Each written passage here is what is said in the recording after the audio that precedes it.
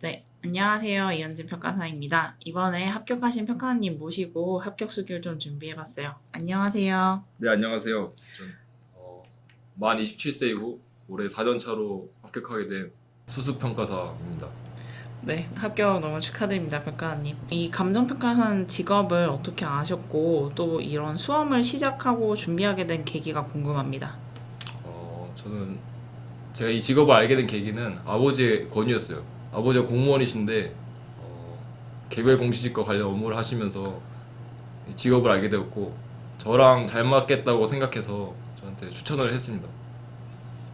그러면 총 공부 기간과 뭐 공부 장소 이런 것들도 좀 궁금해요. 저는 3년 10개월 거의 4년 동안 공부를 했고요. 공부했던 장소는 도서관입니다. 근데 도서관이 휴가 날이 있기 때문에 그러한 시기에는 스터디 카페를 이용했습니다. 그럼 공부 방법도 좀 궁금한데 시기별 공부 방법도 한번 말씀해 주세요. 시기별로 저는 처음에는 행정법과 개별법을 나눠서 최대한 많이 읽으려고 했습니다.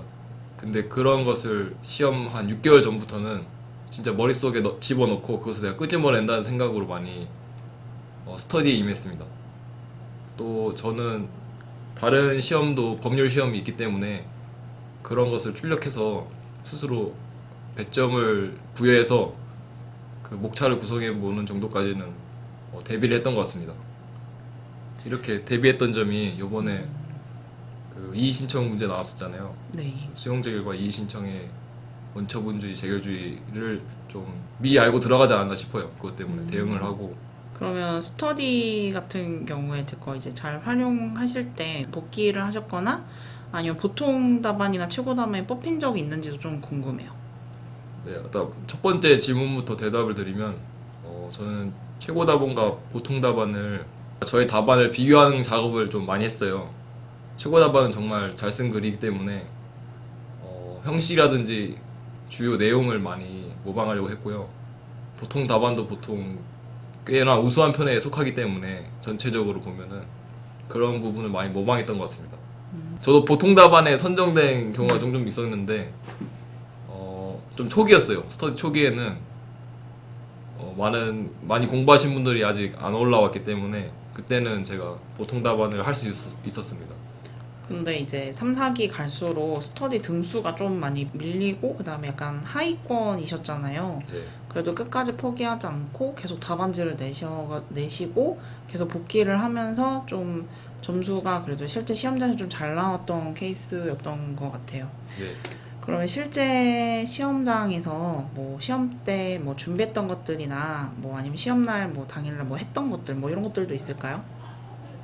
전 과목을 다 말씀드리면 저는 챙겼던 게 법전이랑요, 행정법, 개별법, 요약서, 그리고 의의 노트. 이건 이론 과목인데 딱 그 네 가지만 들고 왔거든요.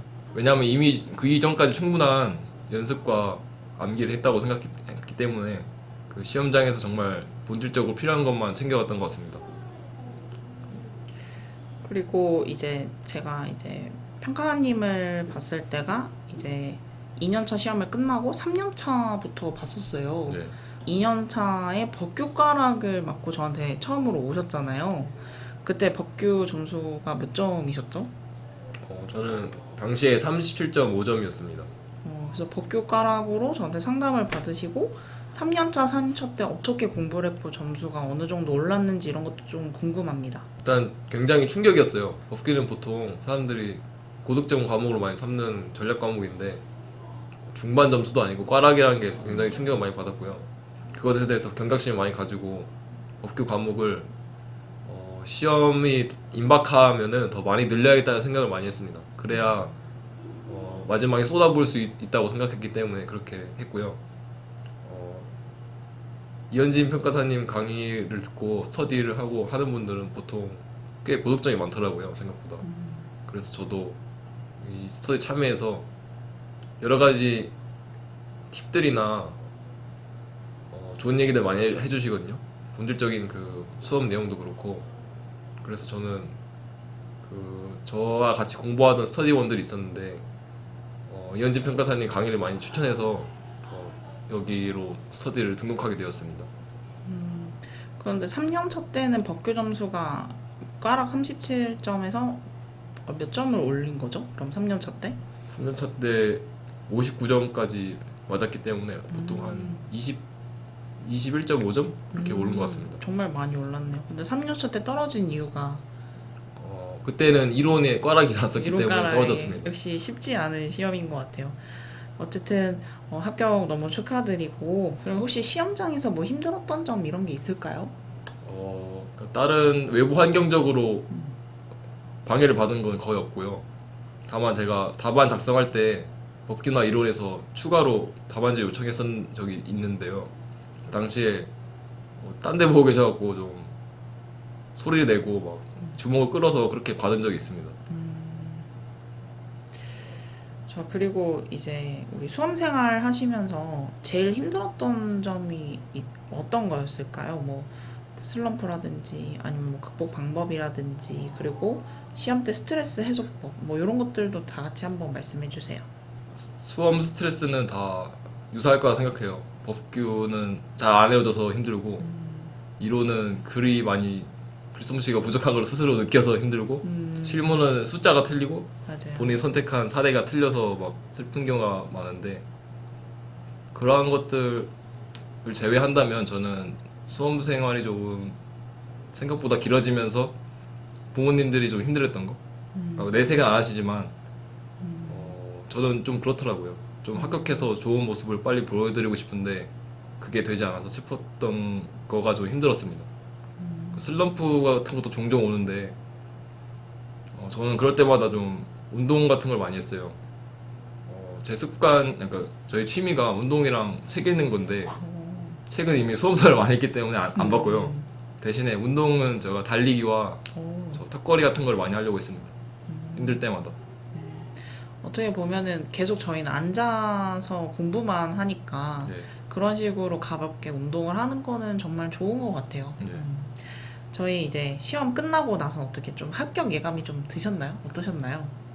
저는 법규에 대해서는 걱정 안 했거든요. 근데 이번에 실무가 좀 어렵기 때문에 맞아요. 실무에 대한 꽈락이 있지 않을까에 대한 고민을 많이 하고 그것 때문에 좀 스트레스를 많이 받았습니다. 그러면 시험 기다리면서 어떻게 지내셨나요? 발표 기다리시면서. 정말 솔직하게 말씀드리면은 저는 취업 준비했습니다. 이게 만약에 안 된다면 어떻게든 생계수단이 있어야 하기 때문에 영어 성적 취득하고 자격증 취득하고 해서 자기소개서 많이 쓰고 면접 보러 다녔습니다. 저는 합격하는 2주 월요일에도 면접 보고 왔어요.